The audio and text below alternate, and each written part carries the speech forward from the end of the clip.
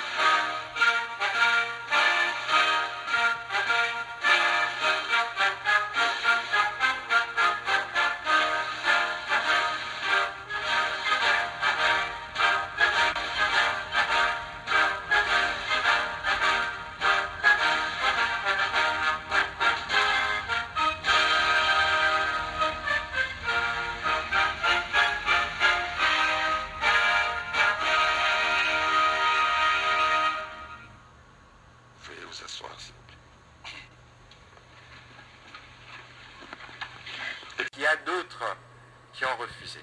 Bon, on comprend, c'est la démocratie. Excellence, Monsieur le Président de la République, je voudrais aussi vous dire que c'était très laborieux d'arriver à l'organisation de ces États généraux parce que tout le monde voulait être là. Vous connaissez la pluralité de médias, vous connaissez l'étendue de notre pays, mais nous devions faire de notre mieux pour être en mesure de contenir toutes les sollicitations et répondre aux exigences des mesures barrières notamment. Et donc, de la République, avec l'expression réitérée de mes hommages le plus déférents.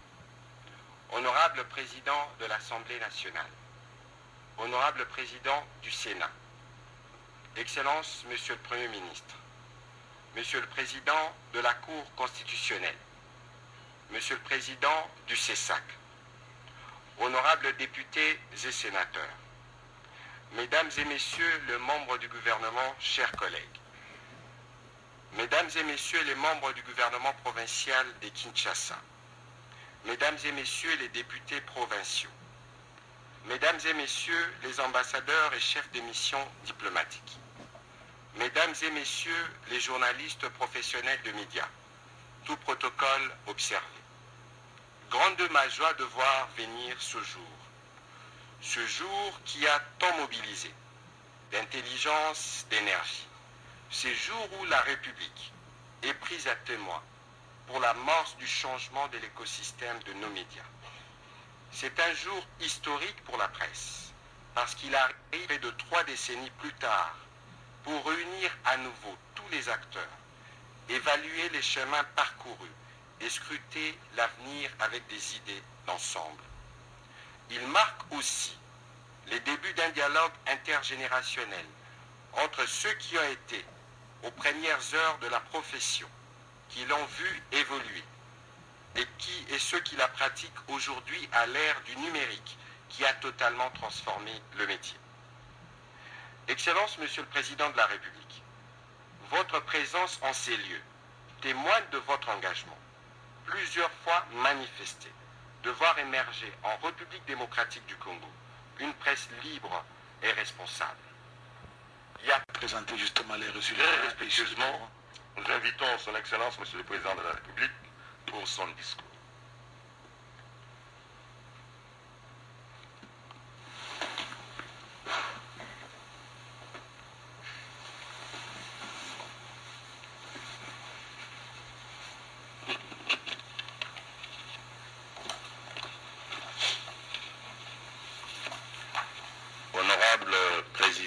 l'Assemblée nationale, honorable président du Sénat, honorables députés nationaux et sénateurs,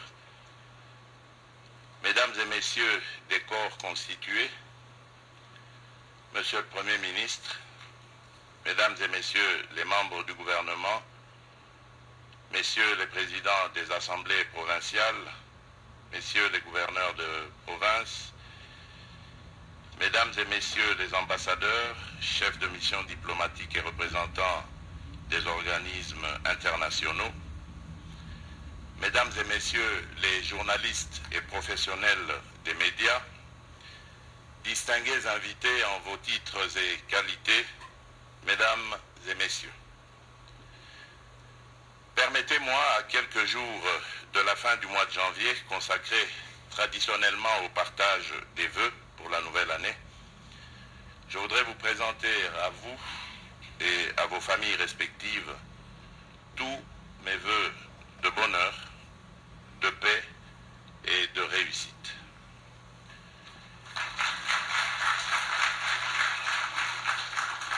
Je suis heureux d'être à nouveau des vôtres ce jour, après notre première rencontre formelle le 3 mai 2019 à l'occasion de la célébration de la Journée internationale de la liberté de la presse. Par ma présence à vos côtés ce jour-là, j'entendais réaffirmer mon attachement à l'un des piliers de mon combat politique, celui de la défense et de la promotion de la liberté de la presse, un des éléments fondamentaux qui donnent sens à notre vie démocratique. Ma présence ici ce jour s'inscrit donc dans la droite ligne de cette quête de l'émergence d'une presse libre et plurielle, gage de toute démocratie. Avant de continuer mon propos, j'aimerais féliciter vivement le ministre de la Communication et Médias, qui, grâce à son dynamisme, a pu rendre possible ces assises au cours desquelles les acteurs des médias vont discuter des problèmes de leur profession et y proposer des solutions idoines.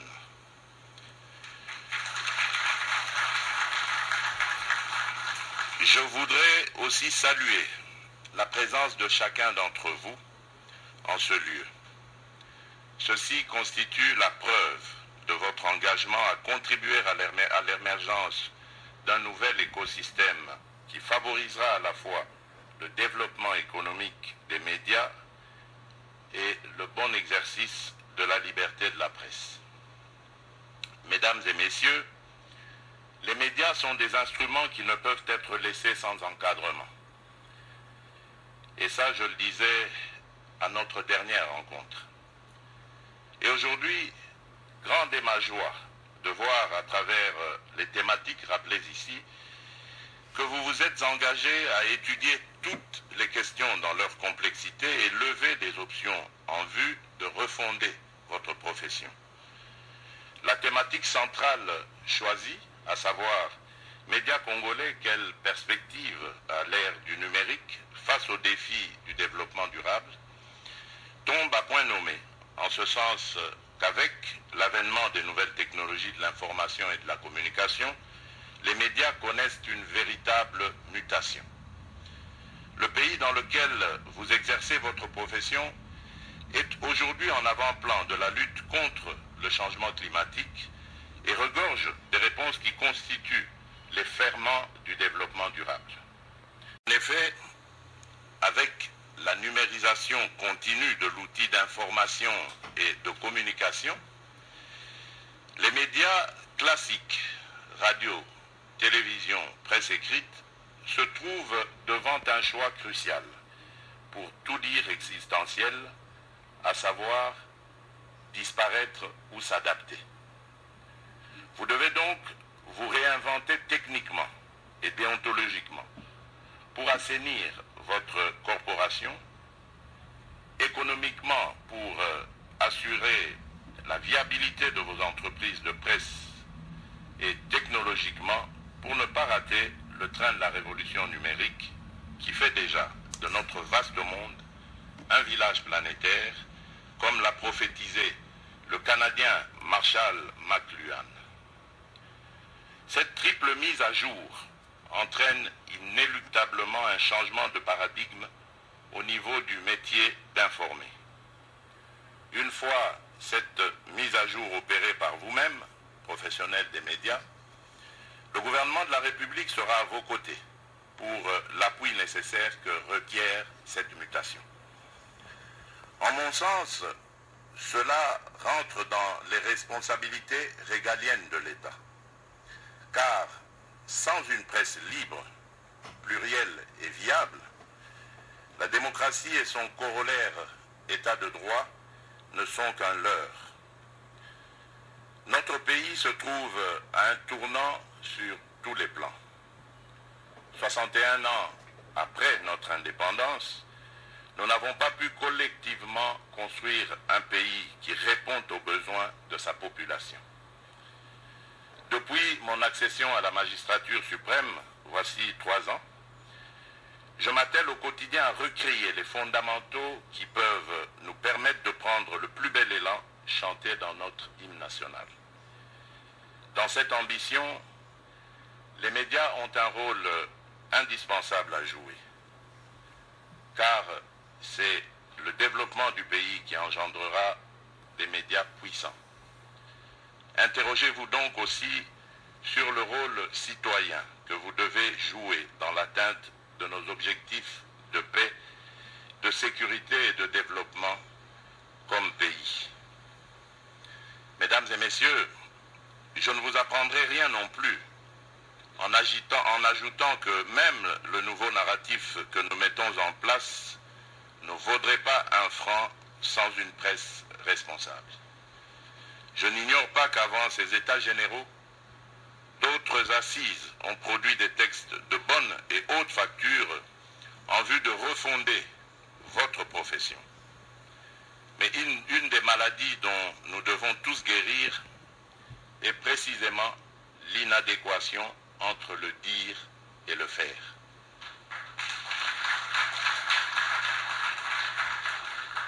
Ce constat est vrai dans votre domaine comme dans les autres secteurs de la vie nationale. Par vos critiques constructives inhérentes à l'ADN de votre profession, vous nous aideriez à acquérir collectivement la culture de la mise en œuvre de quantité de résolutions que nous prenons pour l'intérêt général. Fonction essentielle de contribuer à la régulation sociale. En même temps qu'on assiste à la digitalisation tous azimuts de l'espace médiatique, l'on assiste aussi, et fort malheureusement, à l'émergence des fake news qui constituent aujourd'hui une véritable menace pour nos sociétés. Les news impactent négativement notre société. Et nous ne pouvons pas gagner ce combat aujourd'hui sans travailler en étroite collaboration avec vous, professionnels des médias et de la communication, parce que vous